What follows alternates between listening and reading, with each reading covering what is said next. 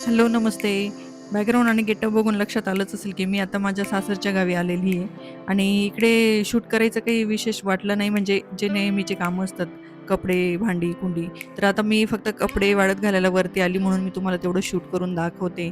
कारण सासरच्या कामांमध्ये माणसाला म्हणजे असं असतं ना, की तिथेच आपल्याला काय ते पटकन आवरून प्रायोरिटी द्यावी लागते.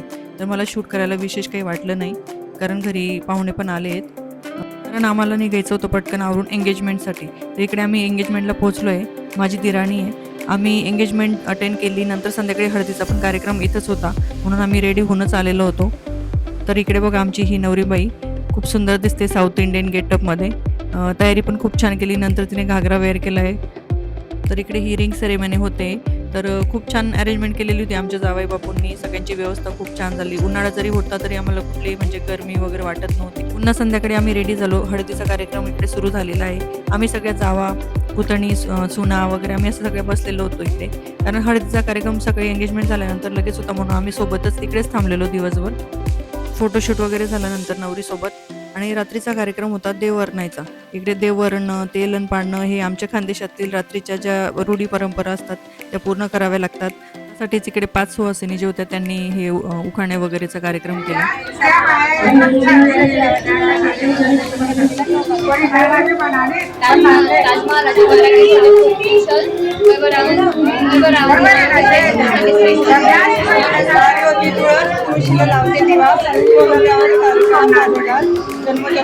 काही लोकांसाठी या पद्धती ज्या आहेत त्या अगदी नवीन असतात, वेगळ्या, पण आमच्या खानदेशातल्या प्रत्येक लग्नात ही परंपरा होत असते आणि खूप छान वाटतं. म्हणजे तुम्ही जर बघाल ना, की किती किती गोष्टी असतात ज्या सगळ्या करतात आणि नियमानुसार न चुकता या गोष्टी केल्या जातात.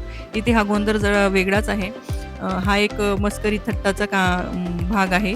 तर इथे जी ना नवरीचे आपण लाड वगैरे करतो, काहीतरी बोलतो, तर त्याच्यानंतर सगळे म्हणजे एकमेकांना चिडवतात. ज्या नणंद असतील त्या भावजायांना चिडवतात. त्यानंतर इकडे देववरण्याचा कार्यक्रम सुरू होतो. जे आधी खाटीवर देव वरणतात, नंतर बाहेर घेऊन सगळेजण देव डोक्यावर घेऊन असं टोपलीत नाचवतात.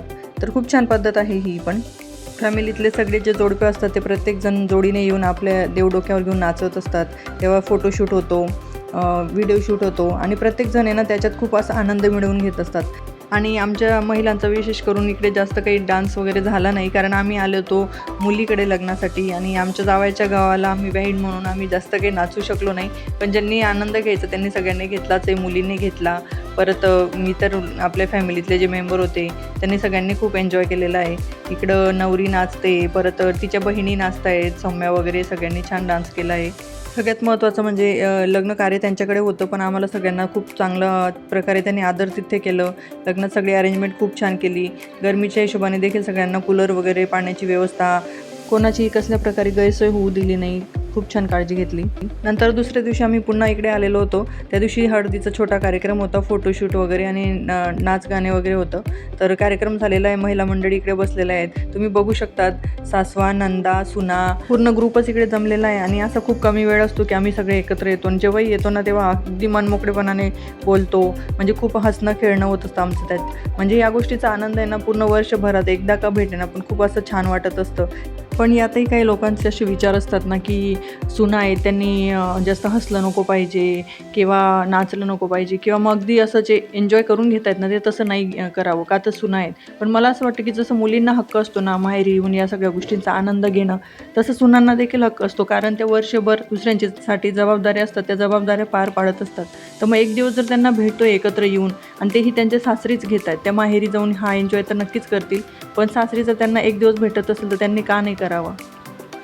कारण त्यांना एन्जॉयमेंटसोबतच त्यांचं एक सून आहे हे सून पण देखील जपायचं असतं. जबाबदारी आणि कर्तव्यातच राहून त्या सर्व काही करत असतात. तसंच त्या मर्यादित राहून आपला आनंद मिळवून घेत असतील तर यात काय वाईट आहे? म्हणजे कोणी जर एखादी व्यक्ती जर त्यांच्यावर ही टीका करत असेल की किती हसत होत्या, किती बोलत होत्या, कशा करत होत्या, तर मला नाही वाटत की कोणाला काही हा अधिकार आहे की त्यांनी बोलू नये, हसू नये.